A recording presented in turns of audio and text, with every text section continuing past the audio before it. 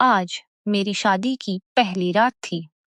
میرا شوہر سلیم بہت ضد کر رہا تھا کہ بستر پر سفید چادر بچھائے بغیر سہاگ رات نہیں منائی جائے گی۔ اسے میری کنواری ہونے کا ثبوت چاہیے تھا جو میں پہلے ہی کھو چکی تھی۔ میں نے کئی بہانے بنائے لیکن اس نے بستر کی چادر بدل کر سفید چادر بچھا دی۔ جیسے ہی وہ قریب آیا میرے ہوش اڑ گئے، میرا دل دھڑک رہا تھا اور پورا جسم کانپ رہا تھا۔ میں شادی کے لیے بالکل بھی راضی نہیں تھی۔ میری شادی نہ کرنے کے پیچھے ایک بڑا راز چھپا تھا۔ میں نہیں چاہتی تھی کہ میرا وہ راز سب کے سامنے آ جائے۔ میں نے ماں کے سامنے رو رو کر منت کی تھی کہ پلیز میری شادی مت کرو، لیکن انہوں نے میری ایک نہ سنی۔ کہنے لگے تم ہماری اکیلی اولاد ہو، تمہاری شادی کر کے ہم اپنے فرض سے آزاد ہونا چاہتے ہیں۔ ہمارے بعد تمہارا کیا ہوگا یہ سوچ کر ہمیں ڈر لگتا ہے۔ شادی ایک ایسا مضبوط بندھن ہے کہ تم اپنے شوہر کے ساتھ خوشحال زندگی گزارو گی۔ میری ضد دیکھتے ہوئے من میرے آگے ہاتھ بھی جوڑ دیے تھے۔ میں ماں کو روتا ہوا نہیں دیکھ سکتی تھی۔ مجبوری میں نے اس رشتے کے لیے ہاں کر دی تھی۔ آج میں دلہن بن کر اپنے شوہر کے گھر آئی تھی۔ میری نند نے مجھے کمرے میں بٹھایا اور میں بہت زیادہ ڈری ہوئی تھی۔ مجھ پر اس قدر ڈر تھا کہ میرے دل کی دھڑکنیں تیز چل رہی تھیں۔ میرا پورا جسم کانپ رہا تھا، میرے ہاتھ ٹھنڈے ہو رہے تھے۔ جیسے جیسے وقت گزر رہا تھا میرا ڈر اور بڑھتا جا رہا تھا کہ کچھ دیر میں میرا شوہر کمرے میں آئے گا، اور یہ سوچ کر ہی میری جان نکل رہی تھی کہ پھر اس کے بعد کیا ہوگا۔ میں ابھی اپنے انہی خیالات میں گم تھی کہ کمرے کا دروازہ کھلا۔ سامنے میرا شوہر سلیم کھڑا تھا۔ اسے دیکھ کر مجھے لگا جیسے میری اگلی سانس ہی نہ آئے گی۔ اس نے ایک نظر مجھے دیکھا، پتہ نہیں کیوں اس کے ماتھے پر بل پڑے ہوئے تھے۔ وہ ابھی تک کمرے کے دروازے پر ہی کھڑا رہا۔ کمرے کا دروازہ اس نے زور سے بند کیا اور پھر سے باہر چلا گیا۔ میرا دل تو بند دروازے پر یوں ہوا جیسے سینے میں تھم جائے گا کہ میرے کمرے کا دروازہ کھلا تو میری جیٹھانی بدحواسی کے عالم میں اندر داخل ہوئی تھی۔ ان کے ہاتھ میں ایک سفید رنگ کی چادر تھی۔ کہنے لگیں شادی کے ہنگاموں میں میں بھول ہی گئی تھی۔ سلیم نے تو 10 منٹ کے اندر اندر مجھے مہمانوں کے سامنے ہی بے عزت کر کے رکھ دیا۔ وہ کہنے لگیں اس معاملے میں بڑا ہی وہمی ہے۔ بستر کی چادر دیکھ کر اس نے تو پورا گھر سر اٹھا لیا، فوراً سے دن دناتے آیا۔ کہنے لگا بھابی، میں نے آپ کو پہلے ہی کہا تھا کہ میرے بستر پر شادی کی پہلی رات سفید چادر بچھا دینا، اور اب میں کمرے میں دیکھ کر آ رہا ہوں کہ بستر پر چادر نہیں ہے۔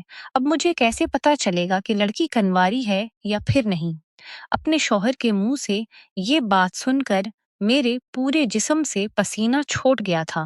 میری جیٹھانی کمرے سے جا چکی تھیں، لیکن میرا دل تو جیسے دھڑکنا بھول گیا تھا۔ میں بار بار اپنے ہاتھوں کی انگلیاں چٹخا رہی تھی، سمجھ نہیں پا رہی تھی کہ کیا کروں اور کیا نہ کروں۔ کچھ دیر بعد کمرے کا دروازہ کھلا تھا اور سلیم کمرے میں داخل ہوا تھا۔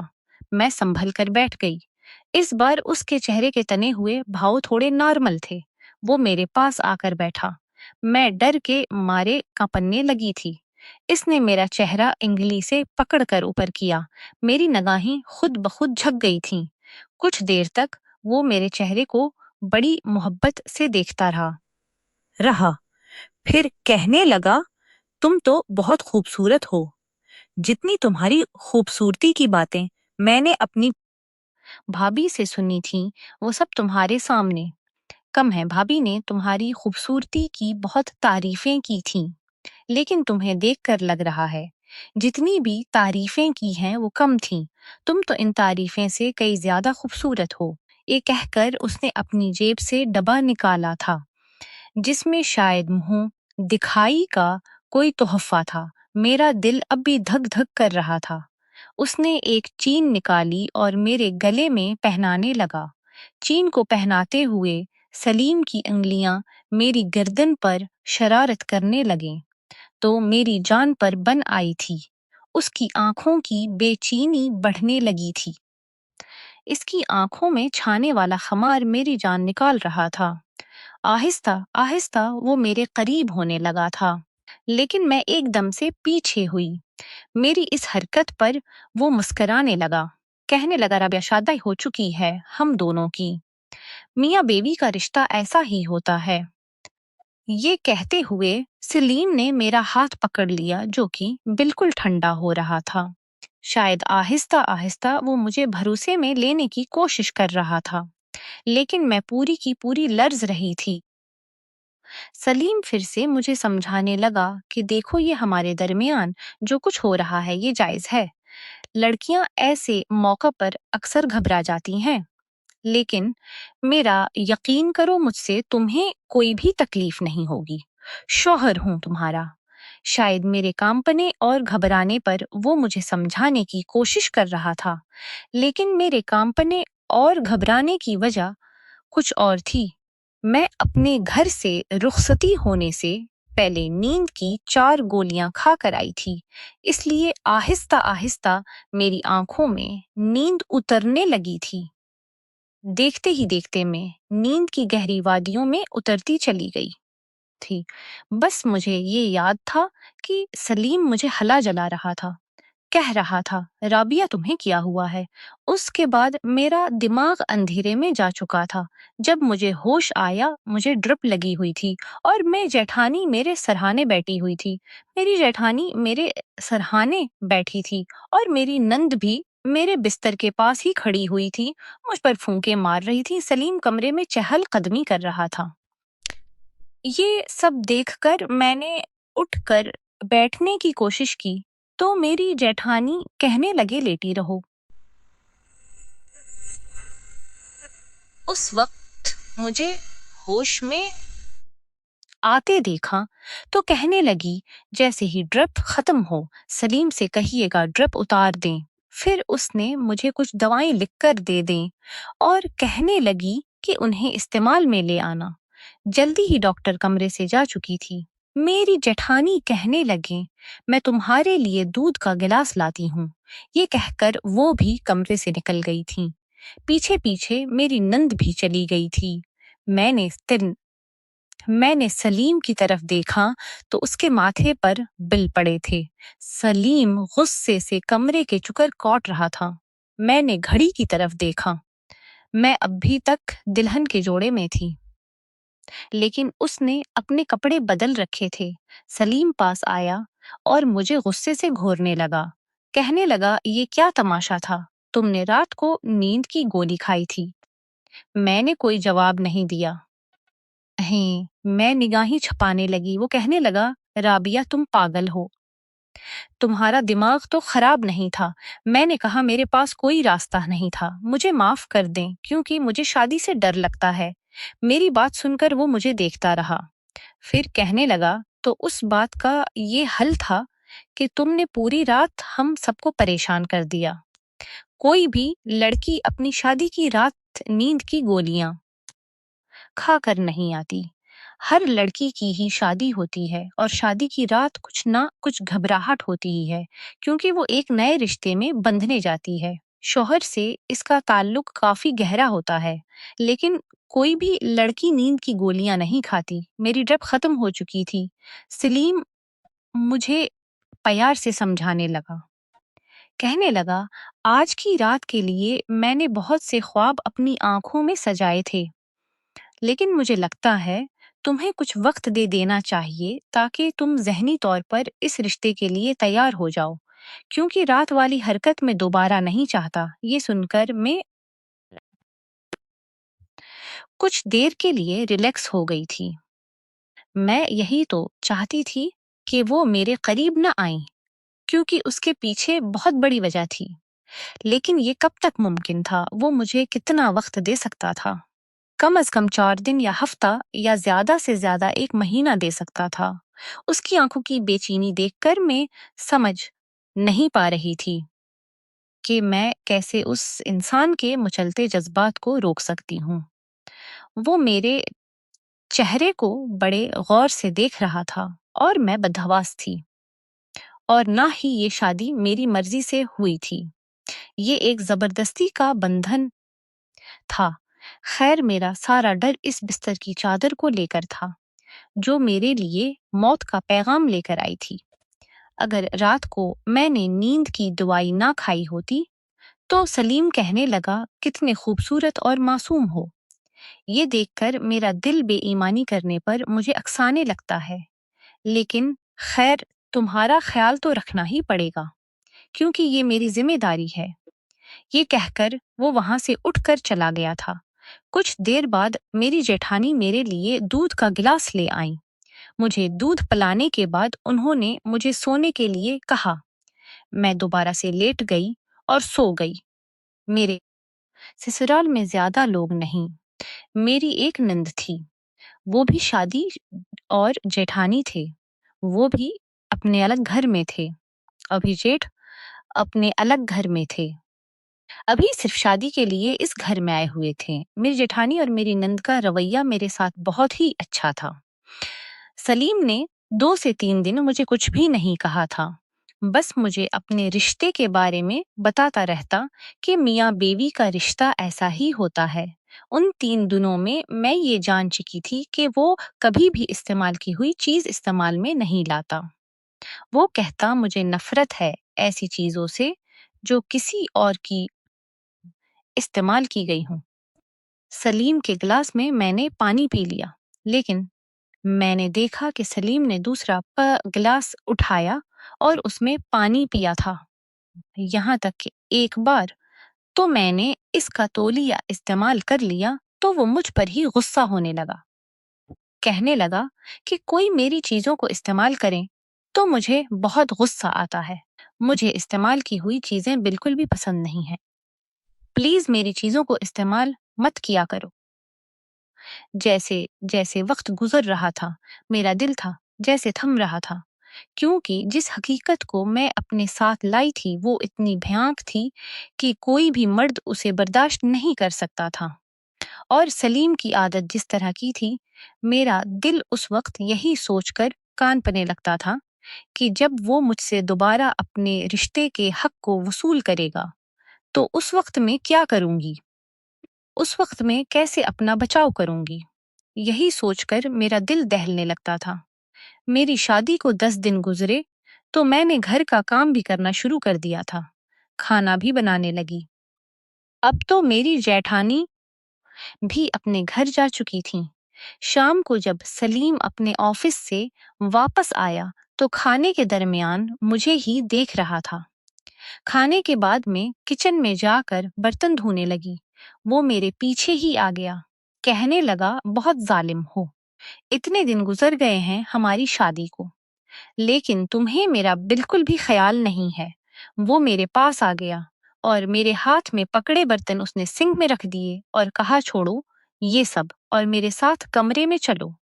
وہ میرا ہاتھ تھامے مجھے کمرے تک لے جانے لگا۔ کمرے کا دروازہ بند کر کے اس نے کنڈی لگا دی اور میں یوں تھی جیسے تھر تھر کانپنے لگی تھی۔ میری دھڑکن ہی بری طرح سے چل رہی تھی، مجھے گھٹن کا احساس ہو رہا تھا۔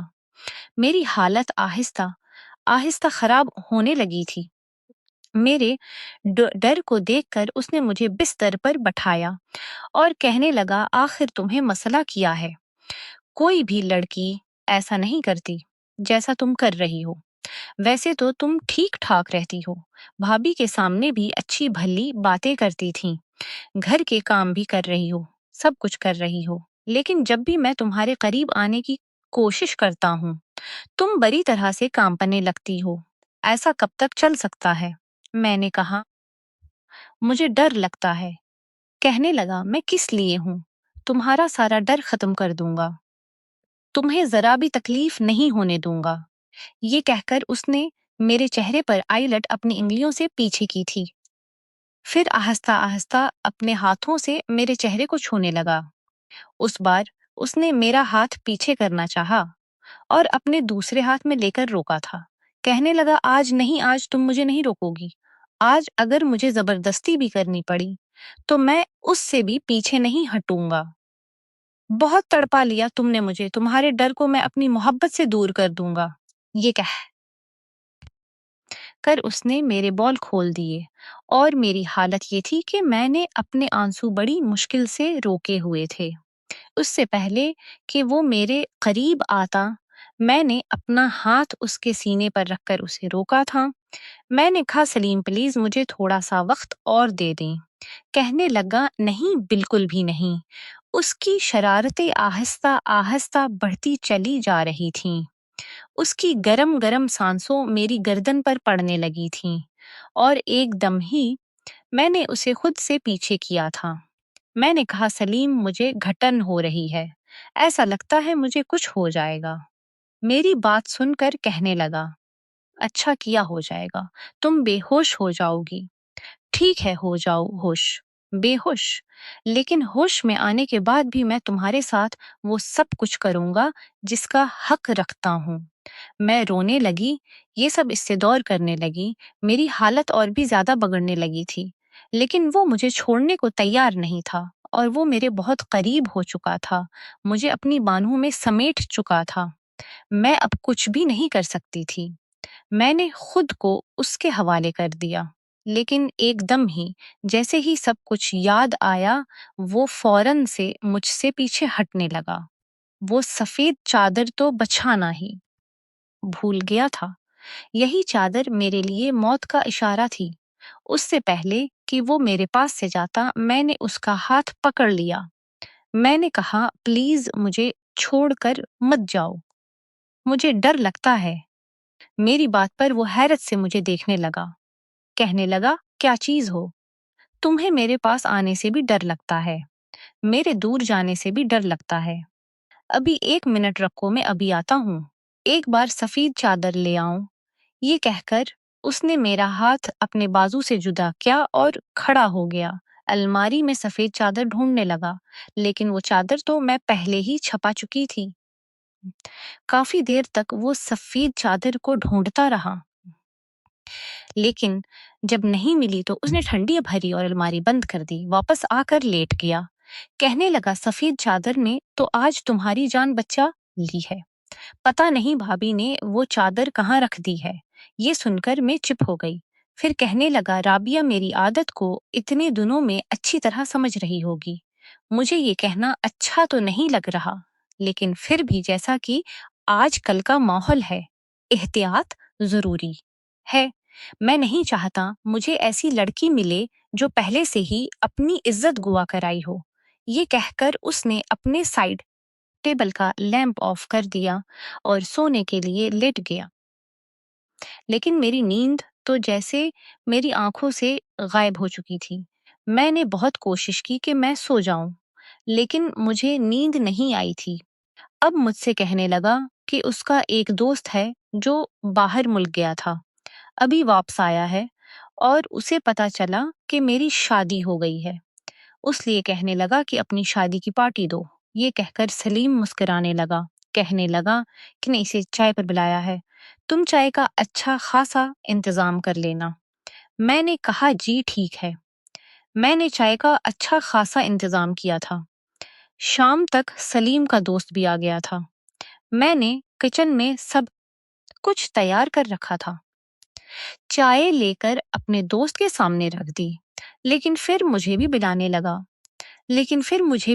لگا، کہنے لگا میرا دوست تم سے ملنا چاہتا ہے۔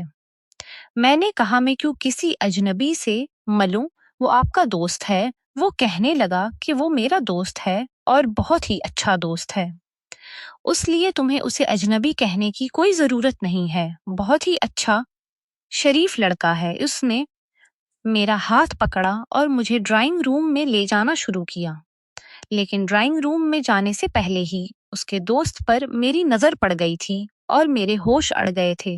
ایسا لگا کہ جیسے زمین آسمان میری آنکھوں کے سامنے گھوم گئے تھے۔ میں وہیں کی وہیں بیٹھ گئی۔ سلیم کہنے لگا رابعہ کیا ہوا ہے تمہیں؟ چلو میرے دوست سے ہی ایک ملاقات کر لو، وہ تمہیں دیکھنا چاہتا ہے۔ میں نے کہا سلیم پتہ نہیں کیوں میرا سر درد کر رہا ہے، میں کچھ دیر اپنے کمرے میں آرام کرنا چاہتی ہوں۔ میری حالت کو دیکھتے ہوئے سلیم نے مجھے کچھ اور نہیں کہا اور خود ہی اپنے دوست کے پاس چلا گیا اور میں کمرے میں چلی آئی۔ میرے ڈر کی اصل وجہ وہی تو انسان تھا۔ سلیم کا دوست ڈرائنگ روم میں بیٹھا تھا۔ میں اٹھ کر رونے لگی۔ یہی کڑوی حقیقت تھی جسے میں بھولنا چاہتی تھی، لیکن قسمت کو کچھ اور ہی منظور تھا۔ وقاص سے میری پہلی ملاقات ایک سٹور پر ہوئی تھی۔ ہم دونوں ہی نیو آئر کارڈ لینا چاہتے تھے اور اتفاق ایسا تھا کہ وہ کارڈ بس ایک ہی تھا جس پر ہماری بحث ہوئی تھی۔ خیر اس نے وہ کارڈ دے دیا تھا، لیکن اس کارڈ پر اس نے اپنا نام اور نمبر بھی لکھ دیا تھا۔ جب میں نے گھر آ کر دیکھا تو اس کا نام اور فون نمبر لکھا ہوا تھا۔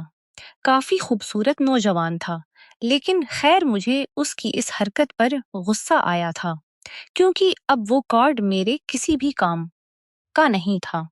میں وہ کارڈ اپنی فرینڈ کو نہیں دے سکتی تھی۔ میں نے غصے میں اس نمبر کو ڈائل کیا اور اسے ڈانٹنے لگی کہ تم نے اپنا نمبر اس پر کیوں لکھ دیا؟ اب یہ میرے کسی بھی کام کا نہیں ہے۔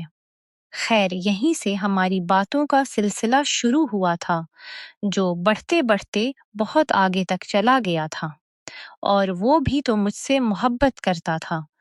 پہلے تو ہمارے درمیان باتیں ہوتی تھیں، لیکن آہستہ آہستہ وہ میری تعریفیں کرنے لگا کہ پہلی نظر میں ہی تو مجھے بہت اچھی لگی تھی اور جان بوجھ کر میں نے تم سے بحث شروع کی تھی۔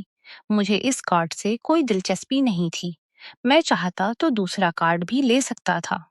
مجھے دلچسپی تو تم میں تھی، اس لیے میں نے اپنا نمبر لکھ کر دے دیا تھا۔ پہلے تو میرا ارادہ اس سے صرف دوستی کرنے کا تھا، لیکن میں نہیں جانتی تھی یہ دوستی کب محبت میں بدل جائے گی اور وہ مجھے بہت پیارا ہو جائے گا۔ 6 مہینے میں ہی ہمارا یہ حال تھا کہ ہم ایک دوسرے کے بغیر رہ نہیں سکتے تھے۔ ہمارے درمیان اب کسی بھی بات کا کوئی پردہ نہیں رہا تھا۔ ہم ایک دوسرے سے ہر طرح کی باتیں کرنے لگے تھے، وہ باتیں بھی جو ہمیں نہیں کرنی چاہیے تھیں۔ شیطان جب انسان پر حاوی ہونے لگتا ہے تو اس کی عقل ختم ہو جاتی ہے۔ ہمارے ساتھ بھی ایسا ہی ہوا تھا۔ آہستہ آہستہ میں بہکنے لگی تھی، اپنی راہ سے بھٹکنے لگی تھی۔ شاید یہ عمر ہی کچھ ایسی جذباتی عمر تھی۔ اس وقت میں انٹر کلاس میں تھی اور میری عمر اس وقت 19 سال تھی۔ یہ ایسی نازک عمر ہوتی ہے کہ لڑکیاں بہت جلدی اپنی راہ سے بھٹک جاتی ہیں۔ ایک بار اس نے مجھے ملنے کے لیے باہر بلایا تھا۔ میرا اپنا خود یہ حال تھا کہ اب باتوں سے من نہیں بھرتا تھا۔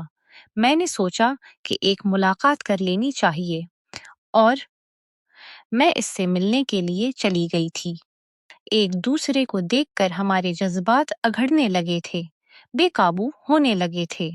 ملاقاتوں کا سلسلہ جاری ہو گیا تھا اور ایک بار وہ سب کچھ ہو گیا جو نہیں ہونا چاہیے تھا۔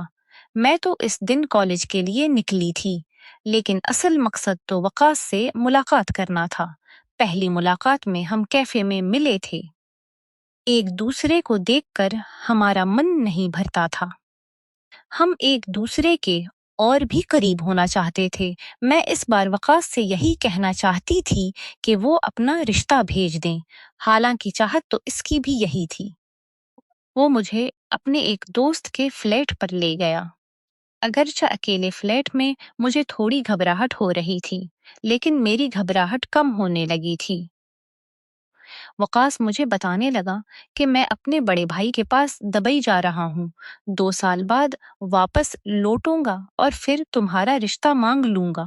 2 سال میں میں اچھا بھلا سیٹل ہو جاؤں گا تو تمہارے گھر والے رشتے پر اعتراض نہیں کریں گے۔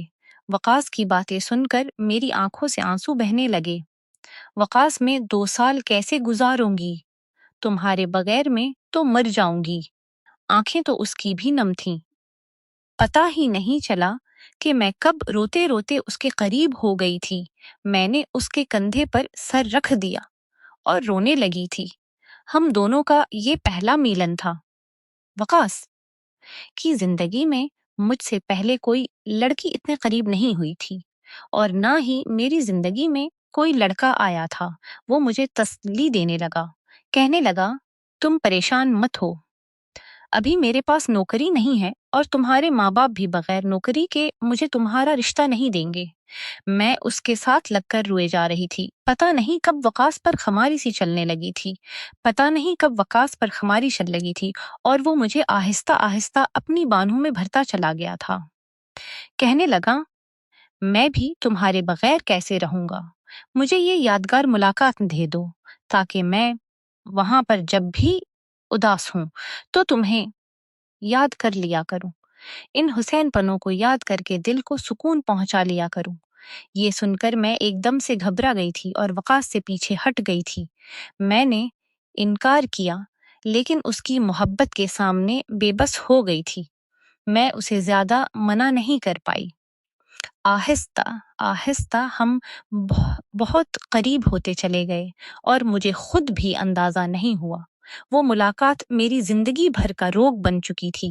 جب جذبات کا طوفان ٹھنڈا ہوا تو میں اپنا سب کچھ کھو بیٹھی تھی۔ میں بس روئے جا رہی تھی۔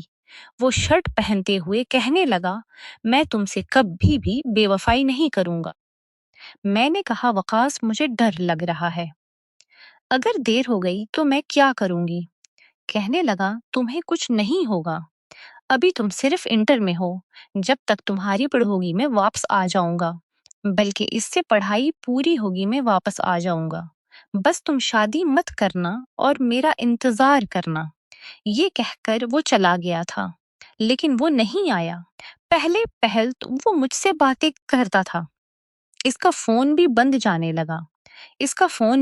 لگا، بہت کانٹیکٹ کرنے کی کوشش کی لیکن اس سے کوئی بھی بات نہیں ہو پا رہی تھی۔ 4 سال تک میں نے اس کا انتظار کیا تھا لیکن وہ نہیں آیا۔ میں 23 سال کی ہو چکی تھی اور میرے رشتے آنے لگے تھے۔ میں اپنے ماں باپ کو کبھی کوئی بہانہ کر دیتی اور کبھی کوئی بہانہ کر دیتی، لیکن سلیم کے رشتے میں ایسی کوئی کمی نہیں تھی کہ میں انکار کر سکتی۔ وہ خوبصورت تھا، اس میں ہینڈسم لڑکا تھا، اس میں کوئی بھی کمی نہیں تھی۔ پھر کیسے انکار کرتی؟ میرے ماں باپ نے میری اس سے شادی کر دی اور میں اس کی بیوی بن کر اس کے گھر آ گئی، لیکن جیسے ہی شادی کی پہلی رات سفید چادر بچھائی گئی، میں عجیب گھبراہٹ میں گر گئی تھی، کیونکہ وہ جان جاتا کہ میں پاک نہیں ہوں۔ اور اب تو وقاص سامنے آ کر کھڑا ہو گیا تھا۔ وہ کیوں آیا تھا؟ جب 4 سال میں نہیں آیا تو اب کیوں میری زندگی برباد کرنے آ گیا تھا؟ میں تو پہلے سے ہی بڑی مشکل میں اپنی زندگی گزار رہی تھی۔ میرا شوہر مجھے بغیر سفید چادر کے اپنانے کے تیار نہیں تھا۔ اسے میری پاک دامنی کا ثبوت چاہیے تھا جو میں کھو چکی تھی۔ شام سے رات ہو گئی تھی۔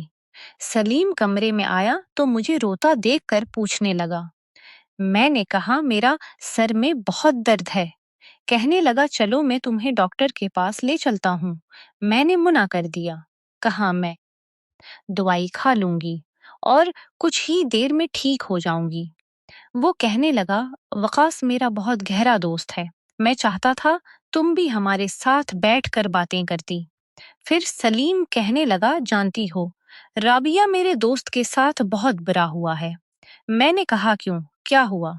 کہنے لگا اسے ایک لڑکی سے محبت ہوئی تھی لیکن اس لڑکی نے اسے دھوکہ دے دیا۔ وہ تو اس لڑکی کی خاطر پردیس بھی چلا گیا تھا تاکہ خود کو سیٹل کر سکے اور اس لڑکی سے شادی کر سکے، لیکن اس لڑکی نے اسے دھوکہ دیا۔ جہاں گیا تھا وہاں اس کا ایکسیڈنٹ ہو گیا، اس میں اس کی ایک ٹانگ بھی خراب ہو گئی۔ وہ اب بھی اسٹک کے سہارے چلتا ہے۔ اس ایکسیڈنٹ میں اس کا موبائل بھی کسی نے اٹھا لیا تھا اور اسے واپس نہیں ملا، اس لیے اس لڑکی سے دوبارہ بات نہیں کر پایا۔ جس کمپنی میں اسے نوکری ملی تھی انہوں نے ہی اس کا علاج کروایا تھا۔ جیسے ہی وہ ٹھیک ہوگا دوبارہ سے نوکری جوائن کرے گا اور 4 سال تک واپس پاکستان نہیں جا سکتا تھا۔ اس لڑکی سے وہ چاہ کر بھی کوئی بات نہیں کر پا رہا تھا کیونکہ اس کا فون نمبر اسی فون میں تھا جو ایکسیڈنٹ کی وجہ سے وہیں موقع پر کسی نے اٹھا لیا تھا۔ جب واپس آیا تو اسے پتا چلا کہ اس لڑکی کی شادی ہو چکی ہے۔ اس لڑکی نے اس کے ساتھ بے وفائی کی، اس کا انتظار تک نہیں کیا، بس یہی بتانے کے لیے آیا تھا۔ پھر کہنے لگا، تمہیں پتا ہے میں شادی کے بعد سفید چادر کیوں بچھانا چاہتا تھا؟ میں نے پوچھا کیوں؟ کہنے لگا، اس لڑکی نے محبت میں وقاص کے ساتھ ساری حدیں پار کر دی تھی اور پھر کسی دوسرے کے ساتھ شادی کر کے خوشی خوشی زندگی گزار رہی ہے، اپنے شوہر کو دھوکہ دے رہی ہے۔ ایسی بہت سی لڑکیوں کے بارے میں نے سن رکھا ہے جو شادی سے پہلے عیاشیاں کرتی ہیں اور ان کے شوہر کو خبر بھی نہیں ہوتی کہ ان کے ساتھ زندگی گزارنے والی لڑکی پاک ہے۔ اب میں اور زیادہ برداشت نہیں کر سکتی تھی۔ میں سلیم کے پاس آئی اور میں رونے لگی۔ سلیم نے کہا، کیا ہوا؟ کیوں رو رہی ہو؟ میں نے اس کے سامنے اپنے ہاتھ جوڑ دیے۔ میں نے کہا، سلیم مجھے معاف کر دو، میں نے بہت گناہ کیا ہے، میں تم سے اب بہت زیادہ جھوٹ بول کر زندگی نہیں گزار سکتی۔ میں نے اس کو سب کچھ سچ سچ بتا دیا۔ وہ حیرت سے مجھے دیکھ رہا تھا۔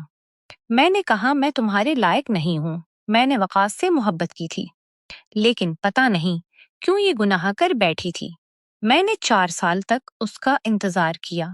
مجھے لگا اس نے بے وفائی کی ہے۔ میں نہیں جانتی تھی کہ اس کے ساتھ یہ حادثہ ہو گیا ہے۔ شادی کے بعد مجھے یہی ڈر لگتا تھا کہ تم جان جاؤ گے تو تم مجھے نہیں رکھو گے اور طلاق دے دو گے۔ اس لیے میں نہیں چاہتی تھی کہ تم میرے پاس آؤ۔ میں تمہیں سچ بتانا چاہتی تھی، لیکن تمہاری عادت کو دیکھ کر میں ڈر جاتی تھی۔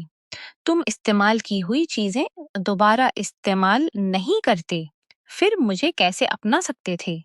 لیکن آج میں نے تم سے اتنی ساری باتیں کہہ دی ہیں، چاہو تو مجھے معاف کر دو، چاہو تو مجھے سزا دے دو۔ میری بات سن کر اس کی آنکھیں غصے سے سرخ ہوئی تھیں۔ کہنے لگا، یہ کیسی محبت تھی تمہاری جس میں تم نے اپنی عزت گوا دی؟ پھر کہنے لگا، محبت اور عزت ایک ساتھ عورت کو صرف اس کا شوہر دے سکتا ہے، غیر مرد نہیں دے سکتا۔ مجھے اپنے دوست وقاص کی یہ بات بری لگی تھی کہ اس نے محبت میں ایک لڑکی کی عزت مانگ لی تھی اور ہمیشہ میں اس کو برا بھلا بھی کہتا رہتا تھا، کیونکہ یہ بات بالکل بھی ٹھیک نہیں ہے۔ تم میری محبت بن گئی تھی شادی ہوتے ہی، تمہاری محبت خود بخود میرے دل میں پیدا ہو گئی تھی۔ ہاں، میں مانتا ہوں مجھے استعمال کی ہوئی چیزیں پسند نہیں ہیں، لیکن تم کوئی چیز نہیں بلکہ میری بیوی ہو۔ میاں بیوی ایک دوسرے کا لباس ہوتے ہیں اور لباس انسان کے بدن کو چھپا کر رکھتے ہیں، ان کی کمیوں کو، عیبوں کو چھپا لیتے ہیں۔ اس لیے میرا فرض ہے کہ میں تمہارا یہ عیب بھی چھپا لوں۔ یہ کہہ کر اس نے میرا ہاتھ تھاما تھا۔ میں تو پتھر کی بن گئی تھی۔ میں سوچ بھی نہیں سکتی تھی کہ سلیم کا دل اتنا بڑا بھی ہو سکتا ہے۔ بس 1 منٹ لگا تھا۔ میرے دل میں اس کی محبت وقاص سے بھی کئی گنا بڑھ چکی تھی۔ وہ جانے کے قابل تھا۔ اس نے مجھے معاف کر چکا تھا۔ اس نے وقاص سے دوستی ختم کر دی تھی۔ اس نے وقاص کبھی ہمارے گھر نہیں آیا تھا، نہ ہی سلیم نے کبھی اس کا ذکر کیا تھا۔ میری شادی کو آج 6 سال ہو چکے ہیں۔ ہمارے پاس ایک پیارا سا بیٹا بھی ہے۔ سلیم نے کبھی مجھے میرے ماضی کے حوالے سے طعنہ نہیں دیا، اور میرا تو یہ حال ہے کہ میں سلیم کی دیوانی ہو چکی ہوں۔ اس کی زبان سے نکلا ہر لفظ میرے لیے حکم کا درجہ رکھتا ہے۔ اصل محبت وہی ہے جو اپنے شوہر سے کی جاتی ہے، کیونکہ وہ آپ کو محبت کے ساتھ ساتھ عزت بھی دیتا ہے۔ دوسری محبتوں کی طرح محبت کے بدلے عزت نہیں مانگتا۔ خدا کے لیے اپنے شوہر سے محبت کرے نا کہ غیر مرد کی 4 محبت کی بھری باتیں سن کر اپنی عزت کو داؤ پر لگائیں۔ آگے کیا ہوا یہ جاننے کے لیے پارٹ 2 کا انتظار کیجیے، اور دوسری قسط دیکھنے کے لیے چینل کو سبسکرائب کر لیجیے۔